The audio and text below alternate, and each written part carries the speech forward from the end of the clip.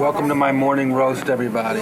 This week I went to see the Rolling Stones in concert. It was an amazing show, even though their tour bus is a fucking hearse. Seriously, Mick Jagger sings Satisfaction. Hey Mick, if you want satisfaction, drink some fucking prune juice, you old fuck.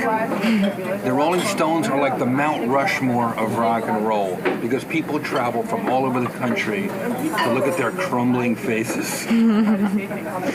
But seriously, folks, if you want to see the Rolling Stones as non-holograms, this is your last chance. And, yeah. Do it.